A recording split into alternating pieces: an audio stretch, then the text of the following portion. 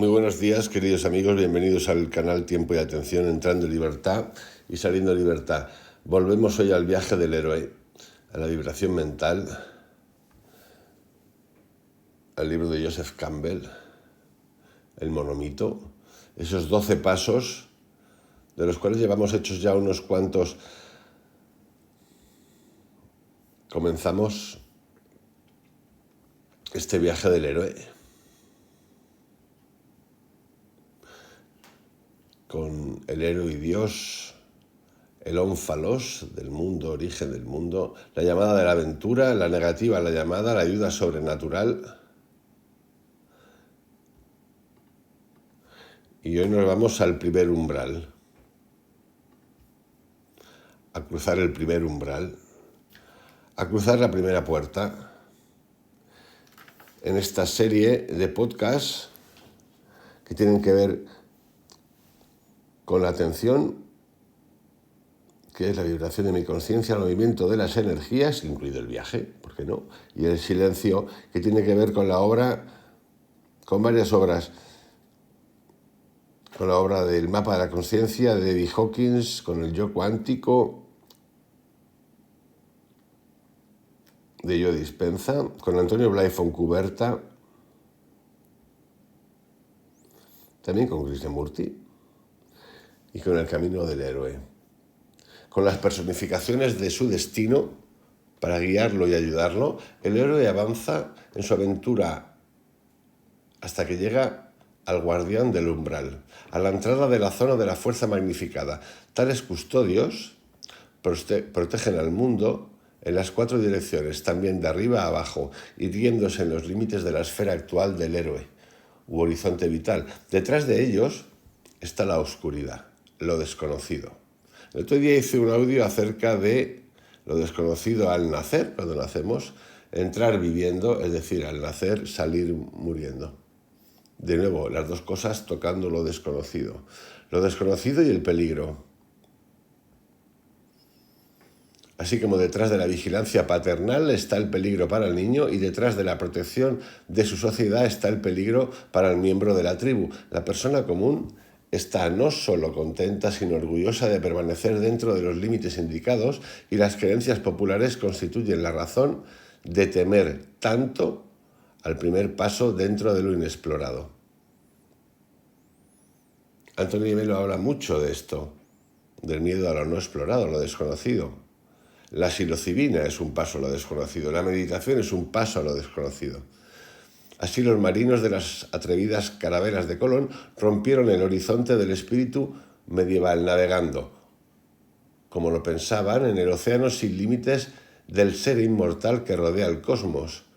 En realidad no sabían a dónde iban, pero no él, muchísimos más, como una interminable serpiente mitológica que se muerde la cola. Y sin embargo tuvieron que ser convencidos y empujados como niños, porque temían los fabulosos leviatanes, las sirenas, los reyes dragones y otros monstruos de las profundidades. Aquí hay mucho más que esto contado así, un poco romántico. Pues había muchos marinos, había marinos y había gente que no tenía más faena que hacer, igual que los ingleses cuando se fueron a conquistar por ahí medio mundo en los barcos, que había mucho, vamos a decir, mucho mal vivir. Esta parte romántica, pues sí, existía en alguna cabecita, pero lo que había es mucha necesidad,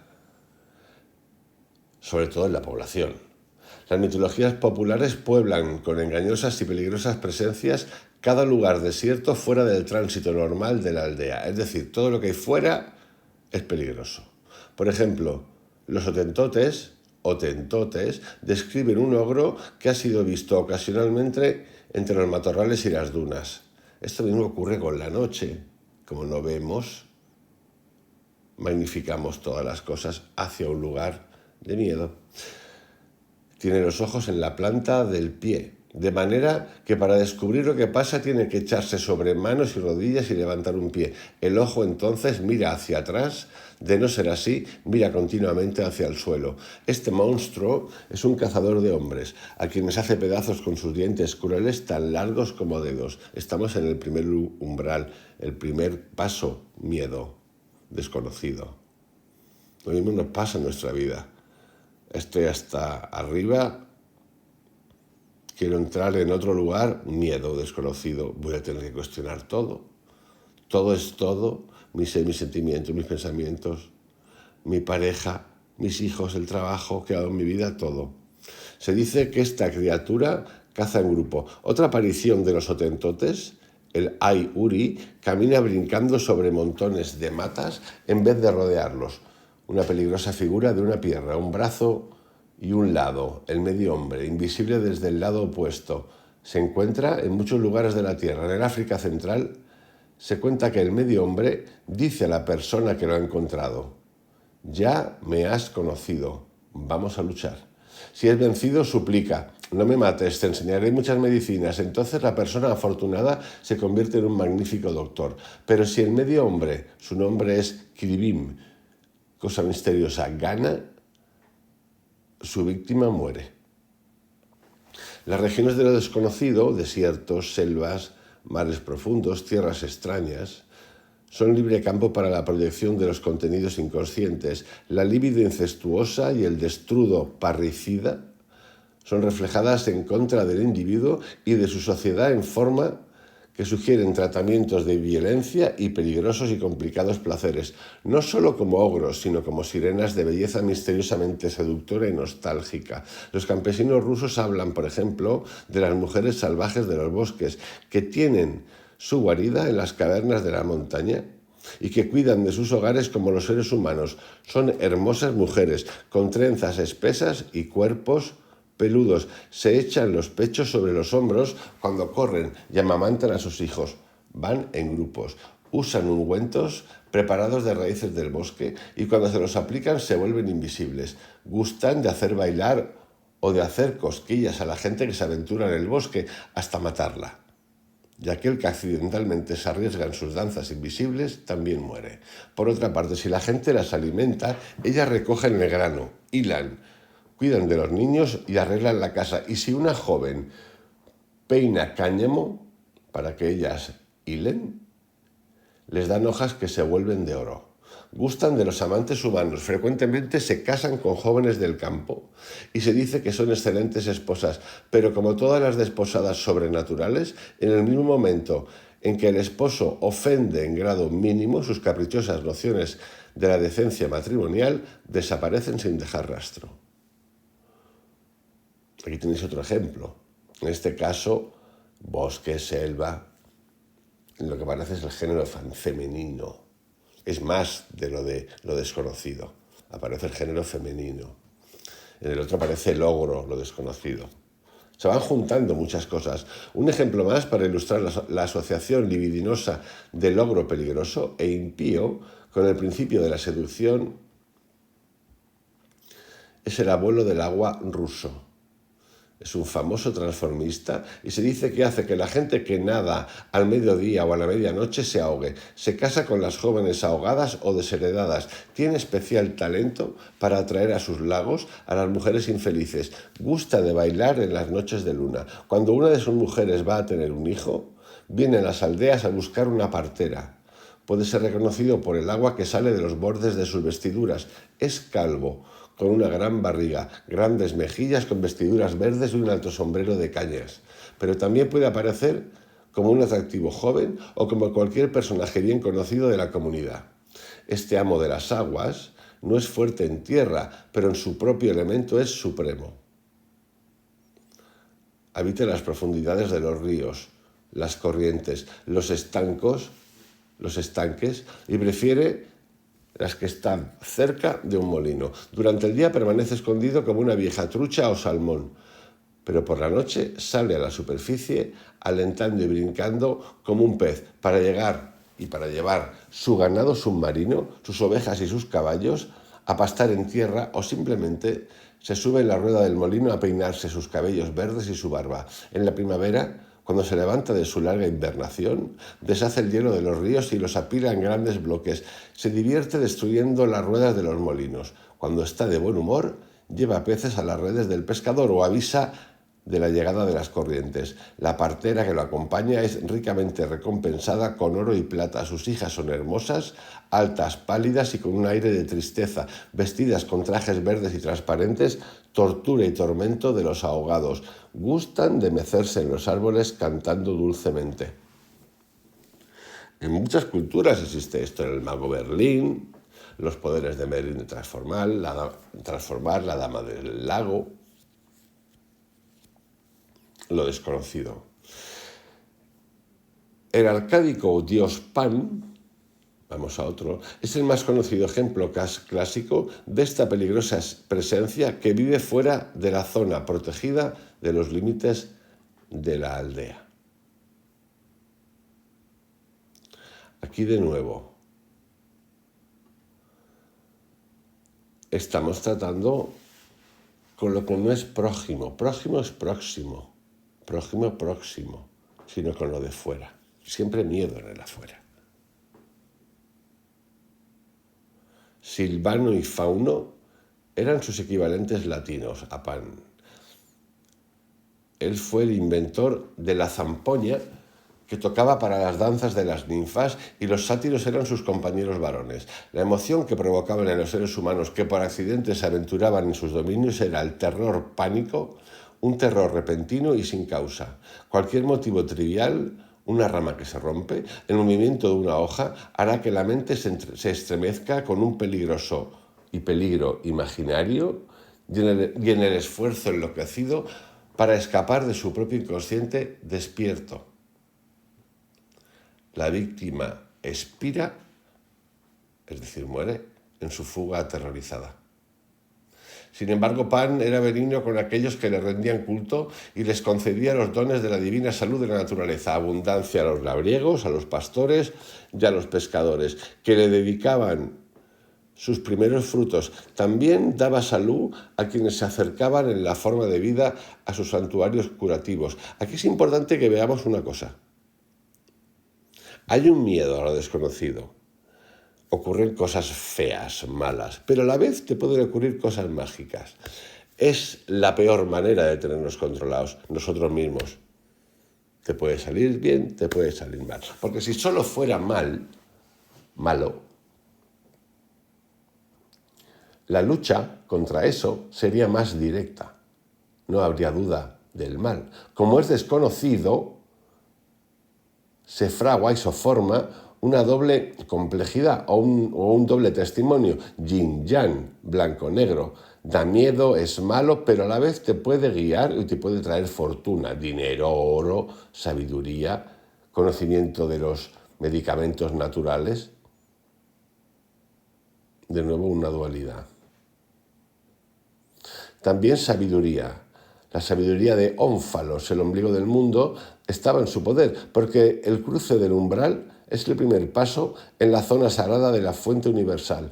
En Liceo había un oráculo presidido por la ninfa Erato, inspirada por Pan, del mismo modo que las profetisas de Delfo eran inspiradas por Apolo. Plutarco numera los éxtasis de los orgiásticos ritos de Pan, junto con el éxtasis de Cibeles, el frenesí báquico de Dionisos, el frenesí poético inspirado por las musas, el frenesí guerrero del dios Ares, Marte, y el más violento de todos, el frenesí de amor como ilustraciones de ese divino entusiasmo que hace perder la razón y libera las fuerzas de la oscuridad destructivo creadora. Soñé, declaró un hombre casado de mediana edad, que quería entrar en un jardín maravilloso, pero ante él había un guardián que no me permitía entrar. Vi que mi amiga, la señorita Elsa, estaba adentro y quería tenderme la mano por encima de la puerta, pero el guardián lo evitó. Me tomó del brazo y me condujo a casa.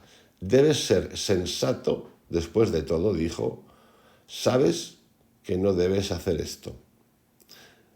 Aquí también entran los juegos, el tratamiento de la sexualidad. De nuevo, desde un lugar de miedo, de lo desconocido. Este es un sueño que acentúa el primer aspecto del guardián del umbral, o sea, el protector. Es mejor no sacar al guardián de los límites establecidos y, sin embargo, solo atravesando esos límites, provocando el otro aspecto de la misma fuerza, o sea, el destructor, pasa el individuo, ya sea vivo o muerto, a una nueva zona de experiencia. De hecho, en los viajes de la psilocibina, de lo que te cuentan todo, y los mismos budistas te hablan de morir en vida, de morir, de dejar, de desapegarte, de trascender el miedo para salir a lo nuevo.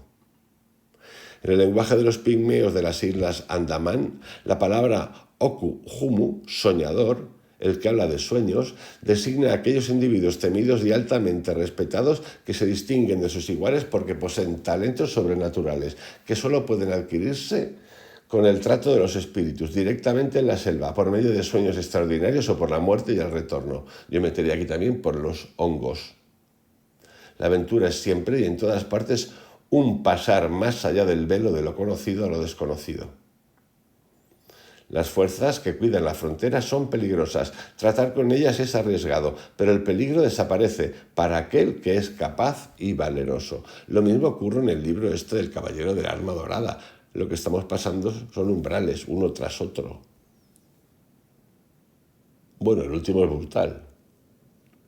Cuando estás en la montaña, llegando a la cima, y te dice, y ahora suéltate. En las islas Banks, de las Nuevas Hébridas, si un joven, al regreso de pescar en el atardecer, ve sobre una roca a una joven con la cabeza coronada de flores, llamándolo desde un recodo del camino que lleva, y él reconoce el aspecto de alguna joven de su aldea o de otra vecina, se detiene, vacila y piensa que debe ser una mae. Entonces mira con más cuidado y se observa con sus codos y rodillas y observa que se doblan, al contrario de lo que es natural. Esto revela su verdadero carácter y él huye. Si el joven puede golpear a la tentadora con una hoja de drácena, ella vuelve a su forma primitiva y se aleja convertida en serpiente. Pero de estas mismas serpientes, las tan temidas maes, se cree que se convierten en los parientes de aquellos que tienen relaciones con ellas. Tales demonios, al mismo tiempo peligrosos y dispensadores de fuerza mágica, deben ser enfrentados por cada héroe, es decir, por cada uno de nosotros, que pone un pie fuera de las paredes de su tradición. Dos vívidas historias orientales han de servir para iluminar las ambigüedades de este perplejo pasaje y mostrar cómo, aunque los terrores retroceden ante una genuina preparación psicológica, el aventurero demasiado temerario que se atreve más allá de su profundidad puede ser vergonzosamente deshecho. Por eso lo del viaje siempre. El viaje, otra cultura, otros olores, otros sabores, otras creencias, es tan enriquecedor. La primera cuenta de un jefe de caravana de Benarés que se atrevió a conducir una expedición de 500 carros ricamente cargados en un desierto endemoniado y sin agua. Es por la que vamos a comenzar. Advertido de los peligros, había tomado la precaución de colocar en los carros inmensas jarras de agua, de manera que, racionalmente considerado, su proyecto de atravesar solo 60 leguas del desierto era factible. Pero cuando estaba a la mitad del camino, el ogro que habitaba el desierto pensó: haré que estos hombres tiren el agua que llevan. De manera que creó un carro que deleitaba el alma. Estaba tirado por jóvenes bueyes blancos con las ruedas llenas de lodo y lo hizo aparecer por el camino en la dirección opuesta. Por delante y por detrás de él marchaban los demonios que formaban su comitiva. Con las cabezas y las ropas mojadas, portaban coronas de lirios de agua azules y blancos. Llevaban en sus manos ramos de flores de loto rojas y blancas. Iban masticando los tallos fibrosos de los lirios y dejaban huellas de agua y de lodo. Cuando la caravana y el grupo de demonios se hicieron a un lado para dejarse pasar, el ogro saludó al jefe amistosamente. ¿A dónde vais?, le preguntó cortésmente, a lo que contestó el jefe de la caravana: Señor, venimos de Benarés, pero vosotros os acercáis llenos de lirios de aguas azules y blancas, con flores de loto rojas y blancas en vuestras manos. Masticáis los tallos fibrosos de los lirios, venís salpicados de lodo y dejáis caer gotas de agua. ¿Llueve por el camino por donde habéis venido? Están los lagos completamente cubiertos con lirios azules y blancos y con flores de lotos blancas y rojas. El ogro respondió: ¿veis aquella línea de bosques verde oscuro? Detrás, todo el campo es una masa de agua. Llueve todo el tiempo. Los sollancos están llenos de agua y por todas partes se ven lagos completamente cubiertos de flores de loto rojas y blancas. Luego, cuando los carros fueron pasando, uno detrás de otro, preguntó: ¿qué artículos lleváis en ese carro y en ese otro? El último parece muy pesado. ¿Qué lleváis en él? El jefe contestó: llevamos agua. Habéis actuado sabiamente, por supuesto, al traer agua hasta aquí, pero de aquí en adelante no hay necesidad de llevar esa carga. Romped los cántaros, tirad del agua y viajad más deprisa. El ogro siguió adelante y cuando se perdió de vista regresó a su propia ciudad de ogros. El jefe de la caravana, movido por su propia tontería, siguió el consejo del ogro, rompió los cántaros e hizo avanzar los carros. Más tarde no encontró ni la más mínima partícula de agua. Por falta de agua para beber, los hombres se cansaron. Viajaron hasta ponerse el sol, desuncieron los bueyes y pusieron los carros en círculo y amarraron los bueyes a las ruedas. No había agua para los bueyes, ni atole ni arroz cocido para los hombres. Los hombres debilitados se echaron aquí y allá y trataron de dormir. A la medianoche los ogros vinieron de su ciudad, asesinaron a todos los bueyes y los hombres devoraron su carne, dejando solo los huesos desnudos, y habiendo hecho así, partieron los huesos de las manos de los hombres y todos los otros huesos quedaron esparcidos en las 4 direcciones y en las 4 direcciones intermedias. Los 500 carros quedaron intactos. Esta es la primera historia. Otra historia que tiene que ver con el viaje del héroe es la película o el libro de Pinocho. Lo mismo.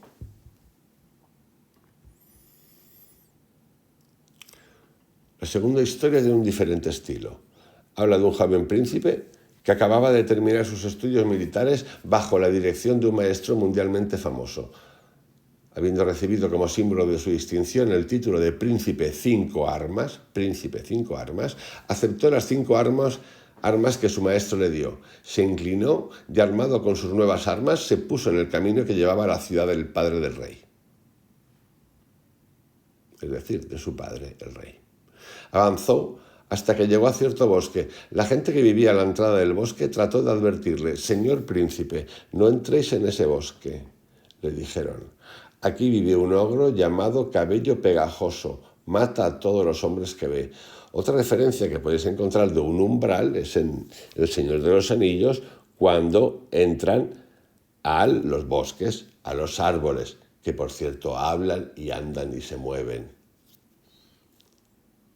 y que no gustan de los hombres. Pero el príncipe era confiado y valeroso como un león de melena.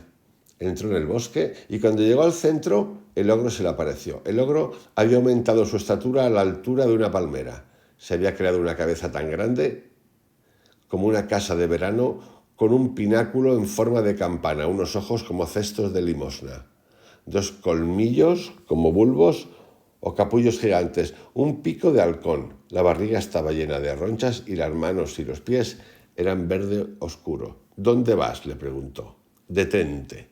Eres mi presa». El príncipe 5 Armas contestó sin temor y con gran confianza en las artes y tretas que había aprendido. «Ogro», dijo, «sabía lo que me exponía cuando entré en este bosque. Harías bien en cuidarte de atacarme, porque atravesaré tu carne con una flecha mojada en veneno y te haré caer en tus huellas». Habiendo amenazado así el ogro, el joven príncipe puso su arco en una flecha mojada en veneno mortal y la disparó. Cayó en los cabellos del ogro. Luego disparó una detrás de la otra, 50 flechas. Todas se pegaron en los cabellos del ogro. El ogro se sacudió cada una de las flechas, se cayeron a sus pies y se aproximó al joven príncipe. El príncipe 5 Armas amenazó al ogro por segunda vez y, levantando su espada, le dio un golpe maestro. La espada, que tenía 33 pulgadas de largo, se pegó a los cabellos del ogro. Entonces el príncipe quiso atravesarlo con una lanza que también se pegó a sus cabellos. Al ver que la lanza se había pegado, lo golpeó con un garrote que también se pegó a sus cabellos. Cuando vio que el garrote se había pegado, le dijo: «Señor ogro, ¿nunca habéis oído hablar de mí? Soy el príncipe 5 Armas. Cuando entré en este bosque infestado por vos, no pensaba en arcos ni en flechas ni en armas parecidas. Cuando entré en este bosque pensaba solo en mí mismo. Ahora voy a golpearos y a convertiros en polvo. Habiendo dado a conocer su determinación y dando un alarido, golpeó al ogro con su mano derecha. La mano se pegó a los cabellos del ogro. Lo golpeó con la izquierda. También se le pegó. Lo mismo sucedió con su pie derecho. Lo golpeó con su pie izquierdo. También se le pegó. Pensó, le golpearé con mi cabeza y se ha de convertir en polvo. Lo golpeó con la cabeza y también se le pegó en el cabello del ogro. El príncipe 5 armas falló 5 veces. Se pegó en 5 lugares y colgaba del cuerpo del ogro.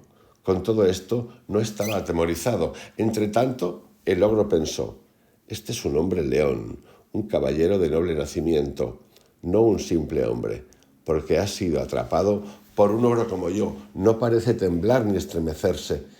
En el tiempo que he cuidado de este camino no he visto ningún hombre que lo iguale. ¿Por qué no tendrá miedo? Sin atreverse a comérselo le preguntó, joven, ¿por qué no tienes miedo? ¿Por qué estás aterrorizado? ¿Por qué no estás aterrorizado con el miedo a la muerte? Ogro, ¿por qué había yo de tener miedo? Si se tiene una vida, es absolutamente seguro que se tendrá una muerte. Es más, tengo en el vientre un trueno. Si me comes, no podrás digerir esa arma. Te romperé por dentro en pedazos y fragmentos que han de matarte. En este caso, ambos pereceremos. Por eso no te tengo miedo. El lector debe saber que el príncipe 5 armas se refería al arma del conocimiento que estaba dentro de él. Este joven héroe no era otro como el futuro Buda. Es una reencarnación anterior. Repito, el lector debe saber que el príncipe 5 armas se refería al arma del conocimiento que estaba dentro de él. Este joven héroe no era otro que el futuro Buda en una reencarnación anterior. El trueno es Vajra, es uno de los símbolos principales de la iconografía budista y significa la fuerza espiritual del estado de Buda, iluminación indestructible que sacude las realidades ilusorias del mundo. Lo absoluto o Adi Buda está representado en las imágenes del Tíbet como Vajra Dara, sostenedor del rayo adamantino. Lo que dice este joven es cierto, pensó el ogro, aterrorizado con el miedo a la muerte. Del cuerpo de este hombre león, mi estómago no podría digerir ni un fragmento de carne del tamaño de un frijol. Lo dejaré ahí. Y dejó ir al príncipe 5 armas. El futuro Buda le predicó la doctrina, lo dominó, lo enseñó a renunciar y luego lo transformó en el espíritu que debía recibir las ofrendas del bosque. Después de amonestar al ogro para que fuera prudente, el joven partió y a la entrada del bosque contó su historia a los seres humanos. Luego siguió su camino. Como símbolo del mundo al que nos mantienen aferrados los 5 sentidos y que no puede hacerse a un lado por las acciones de los órganos físicos, cabello pegajoso, fue vencido solo cuando el futuro Buda, desposeído de las 5 armas de su nombre momentáneo y carácter físico, recurrió a la 6ª arma, invisible y sin nombre, el trueno divino, el conocimiento del principio trascendente. Solo lo vence con el interior. Lo otro son armas externas.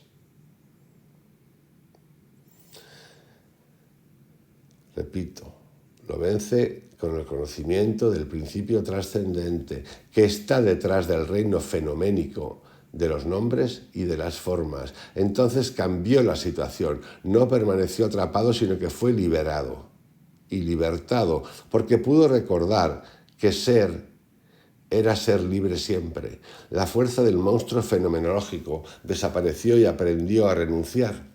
Habiendo aprendido a renunciar, se convirtió en divino, un espíritu que tiene derecho a recibir ofrendas, o sea, como es en el mundo mismo, una vez que se conoce, no en el sentido final, sino como un mero hombre y la forma de lo que trasciende, pero que abarca en forma inmanente todos los hombres y todas las fórmulas.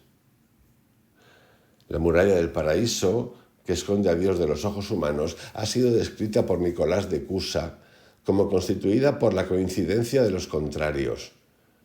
La puerta está vigilada por el más alto espíritu de la razón, que impide la entrada hasta que ha sido dominado. Las parejas de contrarios, ser y no ser, vida y muerte, belleza y fealdad, bien y mal y todas las otras probabilidades que atan las facultades a la esperanza y al temor y ligan los órganos de la acción a los actos de defensa y de adquisición, son las rocas que chocan, las simplégades, y destruyen al viajero, pero entre las cuales los héroes siempre pasan.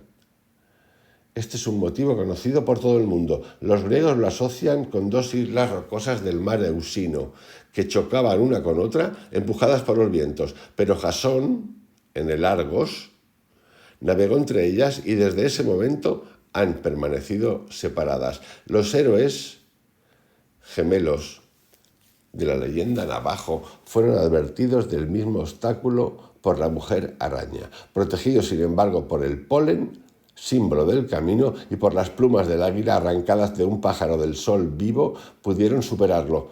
Como el humo de ofrenda que se eleva a través de la puerta del sol, así va el héroe, liberando y liberado de su ego a través de las paredes del mundo. Deja al ego atrapado por el del cabello pegajoso y sigue adelante. Es decir, hemos de soltar en el umbral todo lo que conocíamos antes. Ese es el paso, el primer umbral. Nos quedamos aquí.